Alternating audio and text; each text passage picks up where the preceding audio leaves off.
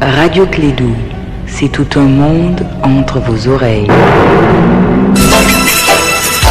Radio Clédou, le journal avec Sotelma Malitaire.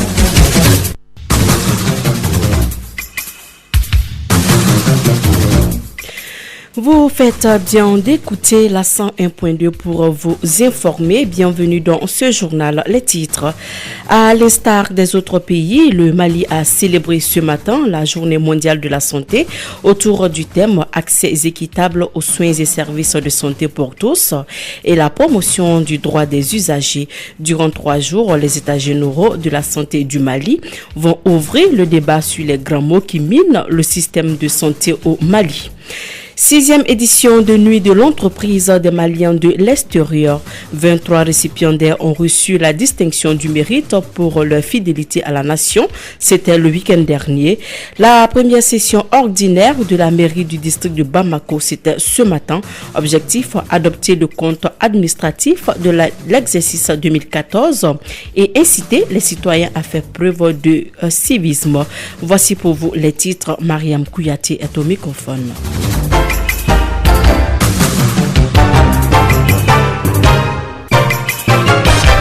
Merci à vous qui nous écoutez. Accès équitable aux soins et services de santé pour tous et la promotion du droit des usagers, c'est le thème de la première édition des États généraux de la santé. La cérémonie d'ouverture a eu lieu ce matin au CICB. Durant 3 jours, les quelques 350 participants venus de toutes les régions du Mali vont ouvrir le débat sur les grands mots qui minent le système de santé au Mali. Je vous propose d'écouter Souleymane Guindo. Il est membre de la Commission nationale d'orientation des États généraux de la santé. C'est la première fois qu'on réunit, n'est-ce pas, dans un espace des usagers pour leur donner la parole et cerner leurs attentes en matière de santé. Tout le monde sait qu'effectivement, il y a certes beaucoup de problèmes. Jusqu'à présent, notre démarche a été davantage de travailler avec les professionnels de la santé. C'est une très bonne chose, le ministre en a dit un mot. Mais il est peut-être bon aussi d'écouter les usagers, ceux pour lesquels on met toutes ces politiques de santé en place. Donc l'idée, c'est de créer un espace d'échange, n'est-ce pas, entre les soignants et les soignés. Parce qu'il ne s'agit pas de faire le procès du système, il s'agit de créer un espace pour que, pour une fois, on puisse effectivement prendre en charge les attentes des usagers que nous sommes tous. Le résultat, c'est que quelque part, forcément, si ces attentes sont structurées, parce que souvent on a tendance à croire que l'on sait tout, que les problèmes sont déjà connus. Mais on s'est rendu compte lors des forums que, en fait, les problèmes sont certainement connus, mais ne sont pas exprimés, n'est-ce pas, avec la même force, avec la même définition. Et donc, il est peut-être bon que ces définitions et ces concepts nouveaux qui remontent de la part des usagers viennent servir notre système de santé. Et c'est essentiel. Donc, on s'est rendu compte qu'effectivement, tout n'est pas connu. L'otage néerlandais. 6e édition de nuit de l'entreprise des Maliens de l'extérieur. La cérémonie s'est tenue ce week-end à l'hôtel Salama. 23 récipiendaires ont reçu la distinction du mérite pour leur fidélité à la nation. L'initiative vient de l'Association des jeunes diplômés opérateurs économiques du Mali et le ministère des Maliens de l'extérieur. Nous en parlerons plus demain dans le journal de 7 heures. Un otage néerlandais d'Agmi libéré par l'armée française. Il avait été enlevé à Tombouctou en novembre 2011. Le néerlandais était détenu par le groupe islamiste Agmi depuis novembre 2011. Il a été libéré hier à l'aube par des soldats des forces spéciales françaises lors d'une opération dans l'extrême nord du Mali. Kassim Traoré nous en dit plus. L'otage néerlandais avait été enlevé à Tombouctou le 25 novembre 2011. Il a été libéré grâce à une action militaire conduite par les forces spéciales de l'armée française. Sa libération n'a pas été facile car il était caché dans les grottes dans la région de Kidal, plus précisément dans le cercle de Tessalit, une zone très montagneuse. Cette action de combat a permis la capture de plusieurs individus. Après avoir été identifié par les militaires français, il a été évacué et mis en sécurité à Tessalit. Salit sur la base temporaire avancée de l'opération Barkhane qui mène actuellement une traque contre les groupes djihadistes au Mali. Pour cette opération, les militaires français ont déployé d'énormes moyens, surtout des hélicos, pour sécuriser la zone afin d'éviter d'autres répliques des terroristes. Il faut rappeler que l'otage néerlandais avait été enlevé à Tombouctou le 25 novembre au lendemain du rapt des Français Serge Lazarevitch et Philippe Verdon sur la terrasse de leur hôtel en compagnie d'un Sud-Africain et un Suédois. Ouverture ce matin de la première session ordinaire de la mairie du district de Bamako. C'était dans la salle de délibération de l'hôtel de ville de Bamako. L'objectif de cette session est d'adopter le compte administratif de l'exercice 2014 et d'inciter les citoyens à faire preuve de civisme.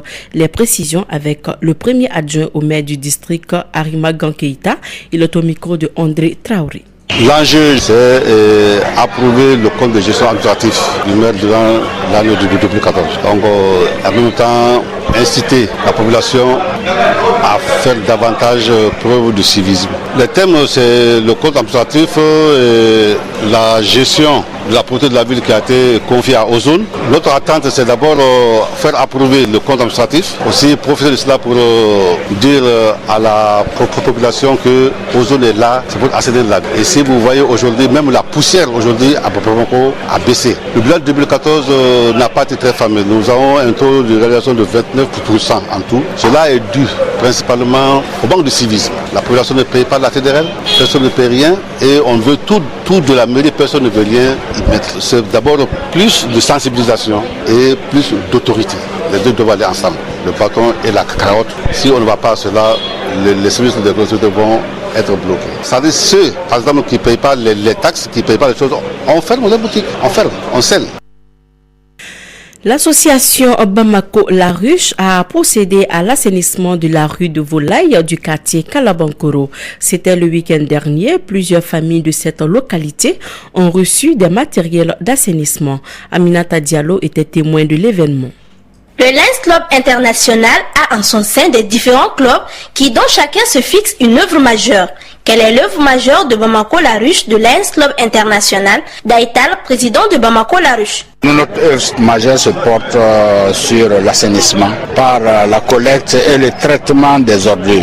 Et nous osons espérer que la population adhérera parce que vous n'êtes pas sans savoir ce que l'assainissement peut porter sur le développement sanitaire et même économique d'un pays. Cette activité n'est pas une première de Bamako-La Ruche. Le coût de ce projet s'est élevé à environ 3 500 000 francs CFA. Ça nous fait exactement la troisième action. Une première action et une deuxième avec une ONG Canoa qui s'occupe des enfants de la rue, qui est logée dans le même quartier. Et la deuxième action, c'était accompagner aussi les enfants de la même ONG pour les faire bénéficier des fêtes de fin d'année aussi. Et là, nous sommes à notre troisième action qui consiste à l'assainissement.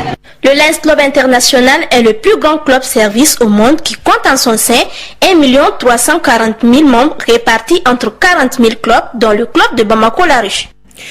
Avril 2002, avril 2015, le Haut Conseil des collectivités a 13 ans. Pour célébrer les 13 années de l'institution, les acteurs des collectivités étaient réunis à Ségou. Il a été question d'évaluer le parcours du Haut Conseil des collectivités et le transfert des ressources aux collectivités. Écoutons le premier vice-président du Haut Conseil des collectivités, Mamoudou Satiki Diakité. Il est au micro de Douba Dambélé depuis Ségou. Je dois rappeler que le Haut Conseil des collectivités a été installé pour la première fois le 5 avril 2002 par le président Alpha Omar Konaré. Depuis lors, nous avons décidé de commémorer cette date, Ségou, parce que décentralisation oblige ou délocalisation si vous voulez, mais c'est surtout et l'amélioration des conditions de vie des citoyens à l'intérieur des collectivités, c'est surtout l'amélioration de la gestion des collectivités et c'est pour cela nous avons exclusivement réservé ces 2 jours, la journée anniversaire, consacrée à la problématique de la gestion des ressources transférées de l'État aux collectivités. Parce qu'à ce niveau, il y a vraiment un problème. En bref, Compte tenu de l'épidémie de grippe aviaire au Burkina Faso, le ministre informe les importateurs que pour des raisons de santé publique, il est procédé à la suspension de toute importation et de toute commercialisation de volailles et de viande de volaille originaire ou en provenance de ce pays. Le texte officiel invite au respect strict de cette mesure et affirme que le gouvernement malien compte sur la compréhension de tous et en appelle au civisme des importateurs. Parlons toujours du Burkina Faso où plusieurs cadres du Congrès pour la démocratie et le progrès ont été arrêtés par la police burkinabé. Les proches de l'ancien président Blaise Compaoré sont soupçonnés de vouloir préparer une insurrection à l'approche du vote du nouveau code électoral qui devra régir les prochaines élections législatives et présidentielles. Mais ce projet de loi est contesté par les militants de l'ancien parti au pouvoir et pour cause, une disposition de ce code interdit à tous ceux qui ont participé au dernier gouvernement du président Blaise Compaoré d'être éligibles pour les prochaines élections. C'est en principe ce mardi que doit être voté ce nouveau code électoral.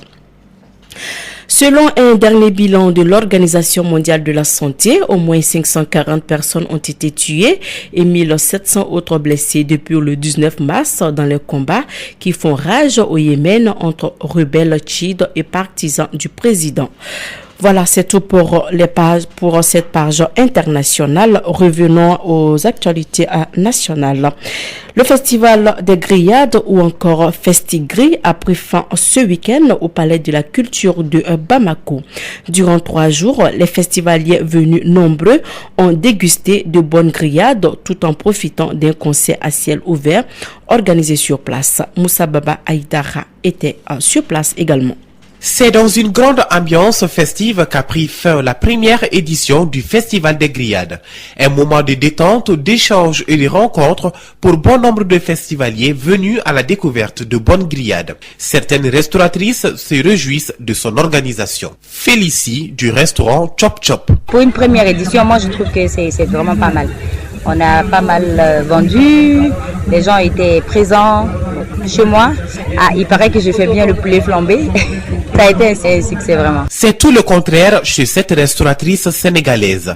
Cette dame est complètement déçue de l'organisation. Primo, on nous avait dit que la porte, ce sera libre, sauf aux gens qui veulent aller au podium pour regarder le concert. Ça, ils vont payer de là-bas. Mais ici, on va libérer la porte pour que nous qui vendons, on aura une opportunité pour gagner quelque chose. Ça, on ne l'a pas vu. Je dis que je ne vais pas revenir ici quand même. Conscient de cet état de fait, le président du Festigri, Ousmane Bari, envisage déjà des améliorations pour la prochaine édition. On a eu beaucoup de problèmes et beaucoup de soucis dans l'organisation et dans l'événement. Et d'abord, c'était même incertain à un certain moment.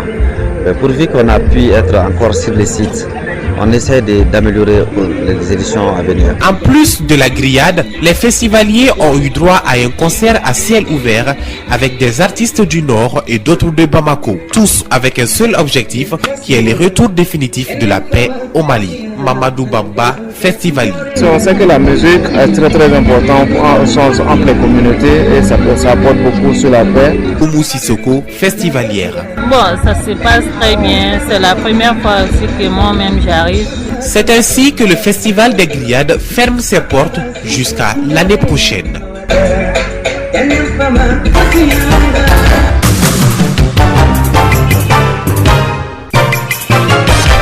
Voilà, parlons sport avant de boucler cette édition. Le tirage au sort de la 28e édition de l'Afrobasket a placé le pays hôte, la Tunisie, dans le groupe A, en compagnie notamment du Nigeria et de l'Ouganda.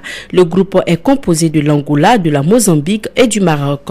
Le Mali, quant à lui, est logé dans le groupe C avec l'Égypte, le Gabon et le Cameroun. Et enfin, le groupe D est composé de la Côte d'Ivoire, du Cap-Vert et du Zimbabwe. Voilà, c'est tout pour ce journal. Merci à vous de l'avoir suivi. Mariam Kouyaté était à la présentation, partie technique Fatou Fall. Bonne suite de programme sur notre antenne. Dans un instant, votre émission Allo Clédou avec Yelimadi Konati. Bonsoir à tous.